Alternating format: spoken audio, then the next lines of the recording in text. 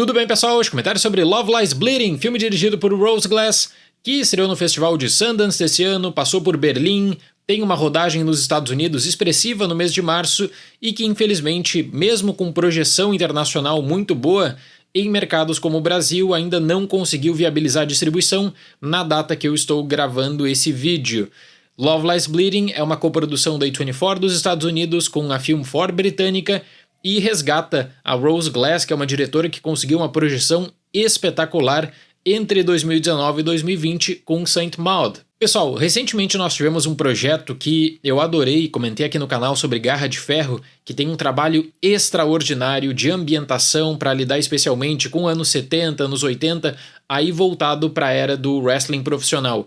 No caso de Love Lies Bleeding, o interesse é semelhante, mas aí com uma outra abordagem, muito mais voltada para academia e fisiculturismo nos anos 80. E assim, gente, eu fiquei encantado como a diretora Rose Glass, ela acaba articulando esse mundo impecável nos detalhes de Love Lies Bleeding nos anos 80. Não só pelo que eu disse de maquiagem, figurino, mas ela não se contenta com tomadas fechadas, em que o ambiente fica controlado também. Você vai ter tomadas externas nesse filme que eu considero impressionantes, por exemplo. Tem toda uma questão também de fisiculturismo nessa era dos anos 80, que é aproveitada pela Rose Glass, e tem duas coisas que eu já destaco de antemão, duas atuações que eu quero falar aqui que são a base para o sucesso desse filme, na minha opinião. A primeira é a Kristen Stewart.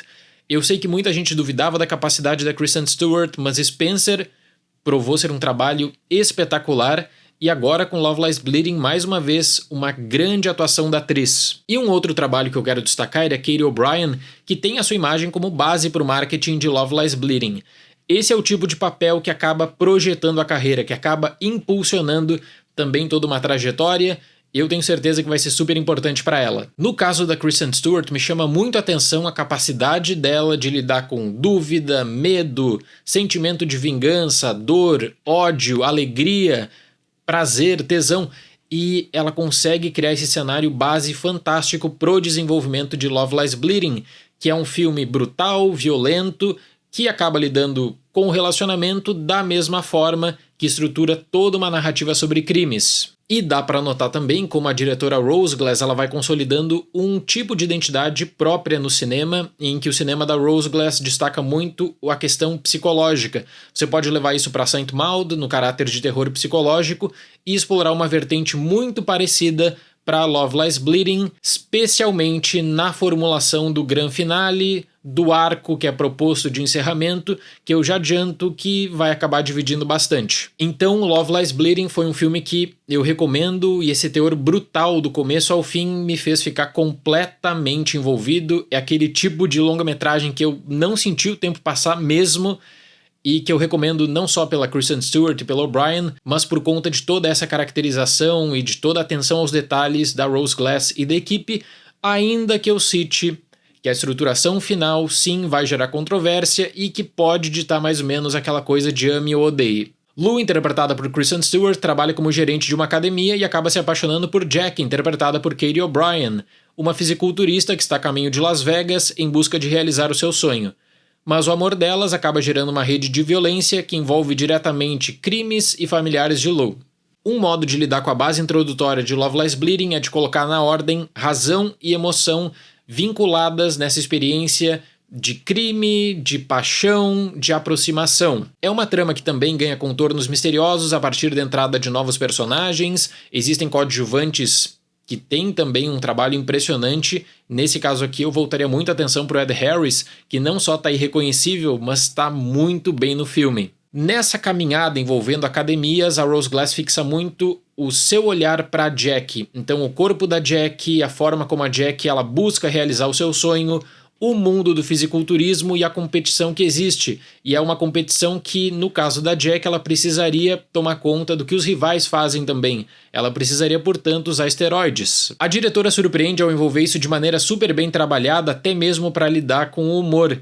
Existe essa paixão da Jack pelo seu sonho versus a razão da Lou, que também se apaixona pela Jack. Então o filme acaba fixando 3 pontos de interesse: o sonho da Jack, a tentativa da Jack e da Lou de acabarem curtindo esse amor e esse relacionamento, junto de uma onda de crimes que envolve diretamente também essa relação. Aí Love Lies Bleeding vem com um teor violento que esbanja brutalidade, o que gera uma reação de imagem fantástica, porque é um filme que trabalha bem o tesão de diferentes maneiras. Primeiro pela construção do corpo impecável para a competição, e a Lou entra 100% nesse objetivo, e por outro lado, o desejo constante das duas.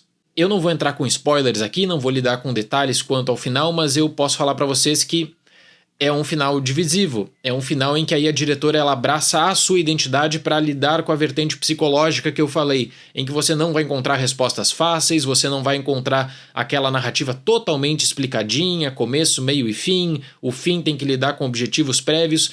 Nada disso, é uma outra experiência, é uma experiência articulada essa vertente psicológica. Acaba se tornando uma ruptura, mas entra num pensamento da Rose Glass que me fascina bastante. É um pensamento de uma diretora que não abre mão da sua vertente autoral e que dificilmente algum grande estúdio daria tamanha liberdade. Mas assim, eu tenho que destacar algumas outras coisas. Figurinos, e aí dos figurinos desde aquelas jaquetas dos anos 80 até as camisas oversized, tem toda uma questão também do uso das cores, do ambiente da academia. Se você colocar um vídeo no YouTube da academia nos anos 80 e comparar com o que é feito em Love Lies Bleeding, o trabalho é extraordinário. Tem também toda uma construção de uma vibe oitentista que aí leva muito em conta a trilha sonora. A trilha sonora é do Clint Mansell, mais um bom trabalho dele, mas aí não só para te falar, olha, estamos nos anos 80, mas para você sentir que está nos anos 80, acompanhando a atenção aos detalhes, os cenários montados. Então tudo parece ter sido planejado realmente assim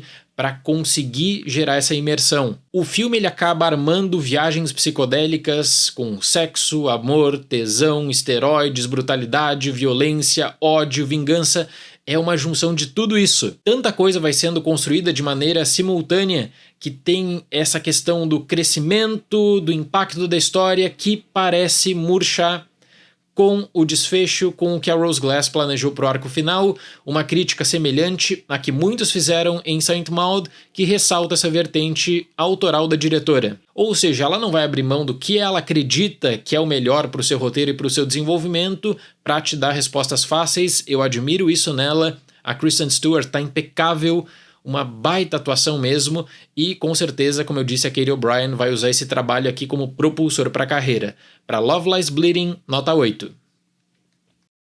Um grande filme, uma grande experiência. Se você gostou da abordagem pouco convencional da Rose Glass em Saint Maud, até pro gênero, vale a pena dar uma chance, vale a pena colocar Love Lies Bleeding na sua lista, porque é aquele filme que gera até bons debates também. Certo, pessoal? Muito obrigado pela atenção, até mais e tchau!